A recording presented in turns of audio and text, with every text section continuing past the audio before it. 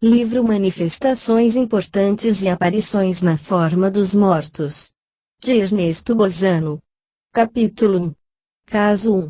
Começo com um episódio familiar a qualquer pessoa que se ocupe de investigações psíquicas, dado que do mesmo tem a origem o moderno movimento metapsíquico espiritualista. Vale dizer, começo de um caso de identificação espírita no qual as irmãs Fox foram médiuns, caso em que recentes eventos ocorridos na casa onde elas habitaram conferiram um valor teórico notabilíssimo, tornando-o também útil para a presente resenha, na qualidade de episódio em que as informações pessoais fornecidas pelo morto constituem o lado teoricamente menos importante do episódio, enquanto que a particularidade mais sugestiva constitui-se em uma informação errada, fornecida pelo morto. Resumo notável caso, acrescentando, no entanto, informações ignoradas por muitos. Nos anos de 1843 e 1844, no vilarejo de Desville, estado de Nova York, certo casal C. Bell morava em uma casa a pouca distância do vilarejo. Um dia, passou ali um mercador ambulante, a quem o Sr. Bell ofereceu hospitalidade por alguns dias. No dia seguinte, a Sra. Bell teve de se ausentar por 3 dias, levando consigo a doméstica. O Sr. Bell e o ambulante ficaram sós, na casa. Desde aquele dia o mercador não foi mais visto, mas ninguém deu falta dele.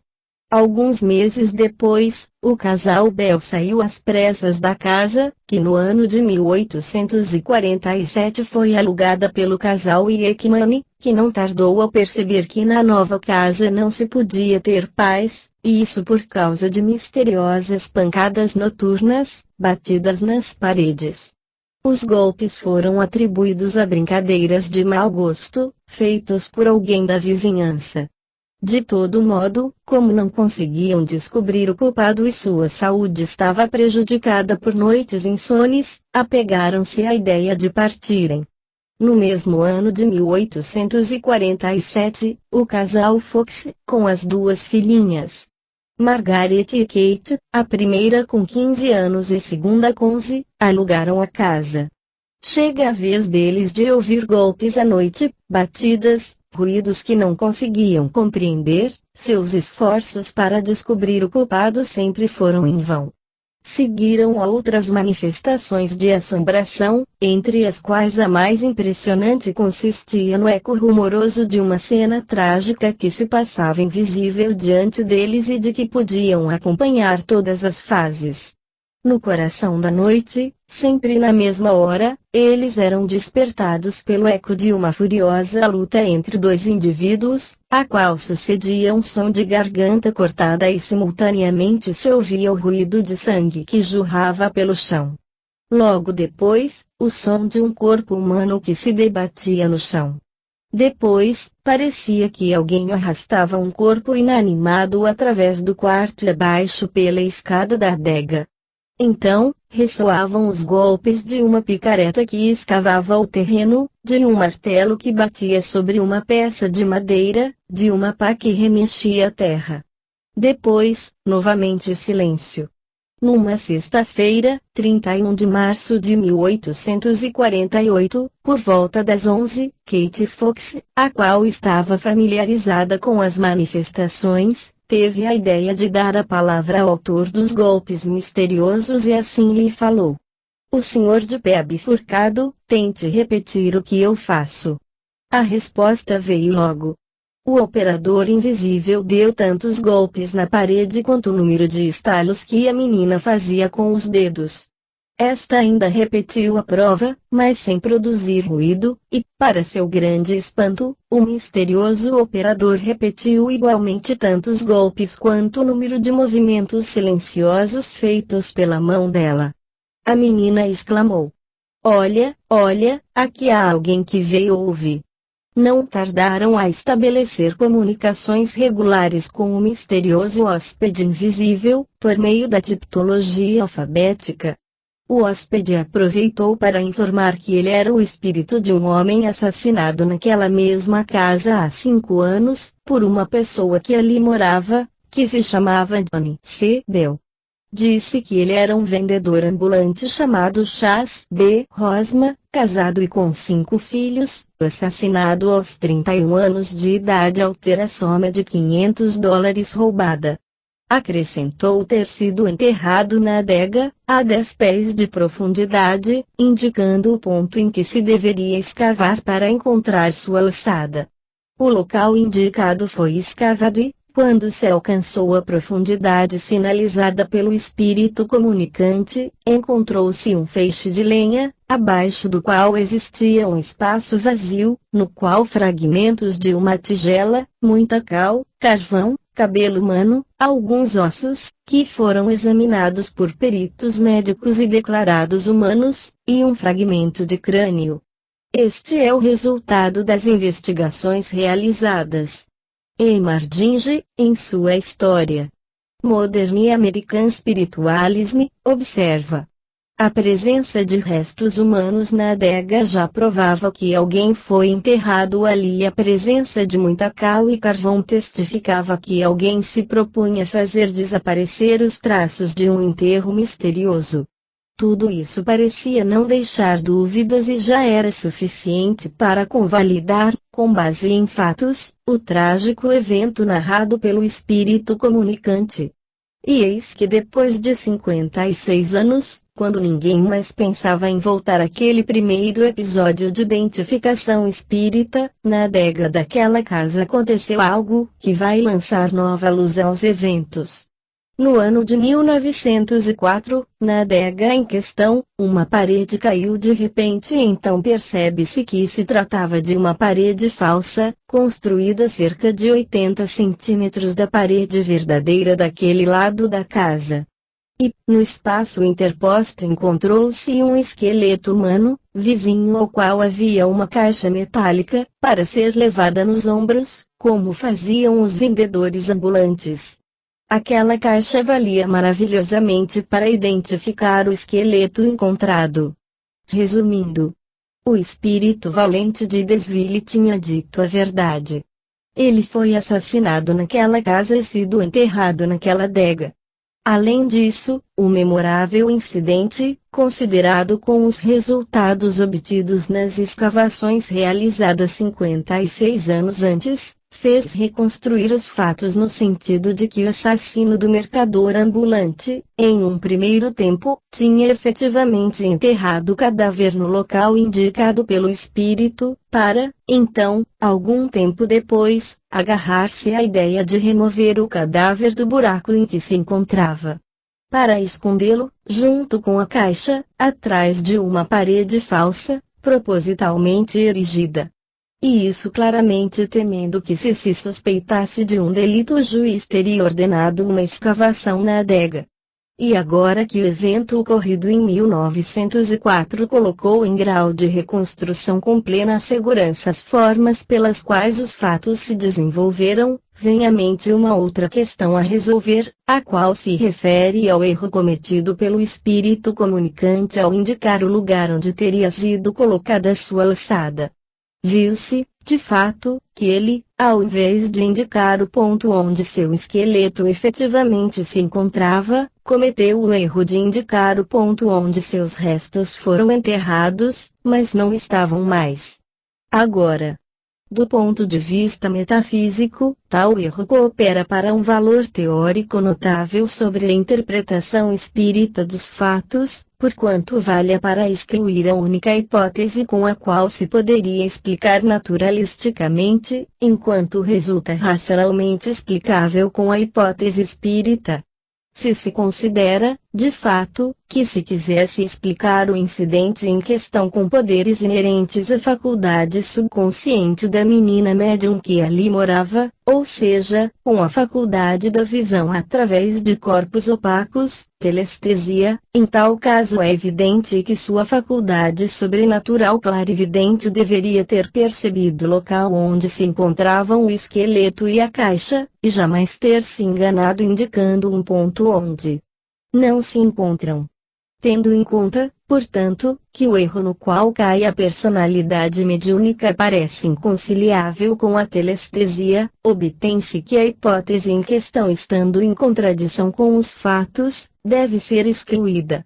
E, assim sendo, resta apenas a hipótese espírita à disposição do investigador, o qual deveria inferir que o espírito comunicante indicou o ponto em que foi sepultada sua ossada, porque tal particularidade constituía a última recordação de sua existência terrena. O local para onde foi transferida sua ossada, tendo ocorrido muito tempo depois de sua morte, ele, como espírito, ignorava.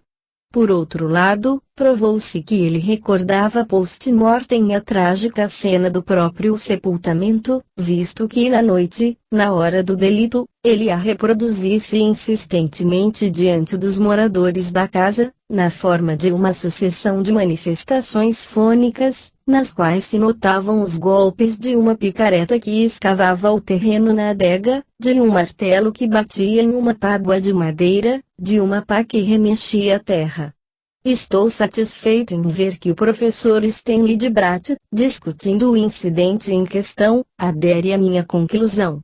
Ele observa: caso a informação tivesse origem subjetiva, dever-se-ia racionalmente presumir que o subconsciente da médium deveria conhecer onde realmente estava o cadáver. Em outras palavras, na hipótese animística clarividente, a descoberta do ponto onde se encontrava o cadáver teria sido o primeiríssimo incidente sobrenatural realizado. Na hipótese espírita, ao contrário, é racional presumir que o sepultamento na adega devia corresponder à última recordação terrena do assassinato.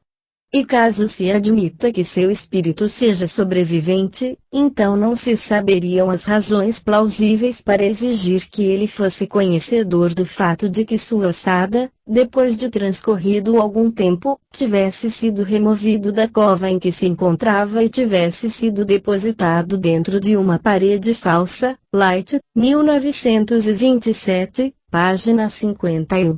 Estando as coisas nesses termos, estamos racionalmente autorizados a afirmar que, no caso exposto, e do ponto de vista da hipótese espírita, o erro em que cai o espírito comunicante é teoricamente mais importante do que a própria informação verídica por ele fornecida para a própria identificação pessoal.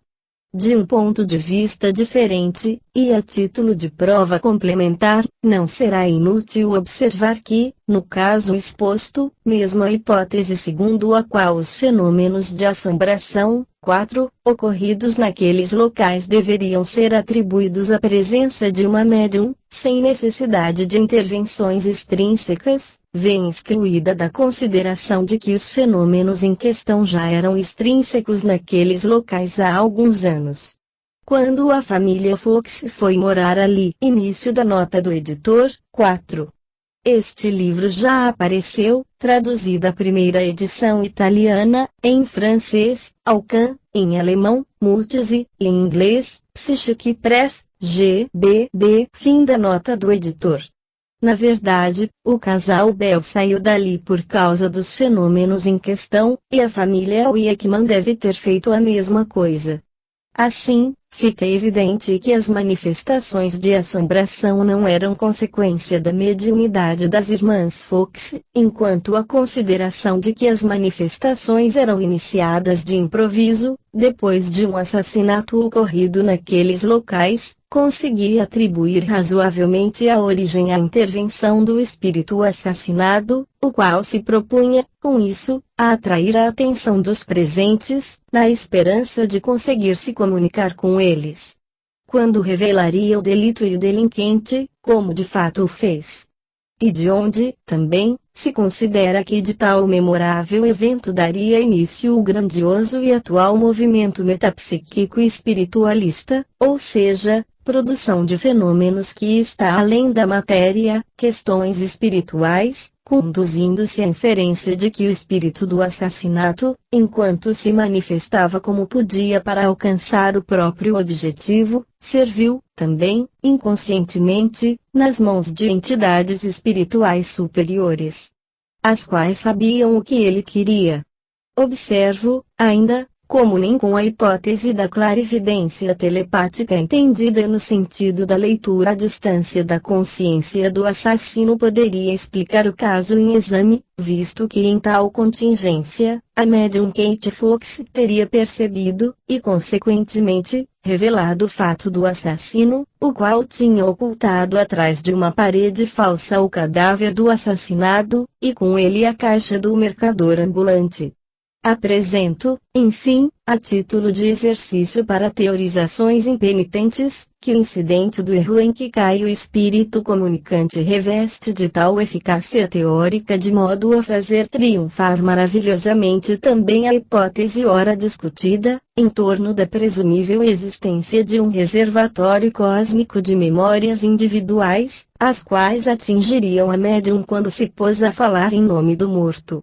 De fato, é evidente que o valor teórico do erro em discussão é totalmente estranho à existência ou não de um reservatório cósmico da natureza exposta, daí é também evidente que um erro, enquanto um erro, existe somente no momento em que alguém o comete ou o revela, o que significa que antes não existia em parte alguma e, sendo assim, então a médium não poderia encontrá-lo registrado no reservatório e, consequentemente, não poderia cair no erro. Ao contrário, observo que se tal receptáculo cósmico existisse realmente, nesse caso deveria encontrar registrado no mesmo as ações do assassino no momento em que esconde atrás da parede falsa o esqueleto e a caixa, de modo que, se a médium tivesse entrado em relação com o receptáculo, não teria se enganado. Ora, essa última observação reveste de tal eficácia demolidora em relação à hipótese do reservatório cósmico, que se pode afirmar que se toma a hipótese em flagrante prova de nulidade. Quanto à outra hipótese, segundo a qual sobreviveria por breve tempo um simples fator psíquico que, combinado ao organismo de um médium, tornar-se-ia temporária e rudimentarmente consciente, o que explicaria os casos de identificação espírita, os quais seriam, ao contrário, simples contatos com uma terceira personalidade efêmera, destinada a existir pelo tempo de duração da sessão, personalidade que não seria da médium, nem a do morto, mas uma terceira entidade criada pela combinação temporária de um fator psíquico que vaga pelo espaço, reunindo-se com o organismo temporariamente vago de um médium em transe. Quanto a essa hipótese infalível, observo de antemão que, se assim fosse, então no caso em exame o fator psíquico devia se encontrar ainda existente depois de transcorridos 5 anos e, em casos análogos, mesmo depois de um século. E se tratasse de um puro elemento psíquico inconsciente, então não teria podido saber nada do que ocorreu depois de sua morte, a começar pelos detalhes de seu sepultamento na adega, e não se explicariam os fenômenos de assombração iniciados naquela casa depois de consumado o delito, o que persistiu por 5 anos. Aí, depois de ser a causa da mudança de 2 famílias, acontece a chegada da terceira família, o fator psíquico inconsciente autor dos fenômenos consegue alcançar o objetivo de revelar aos vivos que foi assassinado naquela casa, fornecendo o nome do assassino. Isso, segundo meu modesto parecer, significaria que pelo não breve período de 5 anos o pretenso fator psíquico inconsciente se demonstrava de tal modo ciente do que fazia e do que queria a ponto de alcançar plenamente seu objetivo. E não me parece acrescentar outro. Concluindo, esse primeiro episódio de identificação espírita, com o qual teve início o imponente movimento moderno metapsíquico e espiritualista, é literalmente invulnerável aos ataques de todas as hipóteses até o momento cogitadas para explicar naturalisticamente os casos de identificação espírita. Nem a telepatia propriamente dita, nem a clarividência telepática, nem a telestesia, nem a criptonésia, nem a psicometria, nem a hipótese do reservatório cósmico das memórias individuais, nem a do fator psíquico, nem todas essas hipóteses conjugadas conseguem afetar a intangível firmeza. Agora, tudo isso equivale ao reconhecimento de que esse caso poderia bastar por si só para demonstrar a existência e a sobrevivência do espírito humano. Sendo assim, chamo de modo especial a atenção dos teóricos impenitentes no campo adversário, como também chamo os irredutíveis proponentes do materialismo científico e, enfim, chamo de modo particular os valentes críticos da revista Metapsíquica, Sr. Charles Quartier, a qual, no número de setembro-outubro de 1928, página 433. Da revista em questão, e a propósito dos casos de identificação espírita, observa o que segue.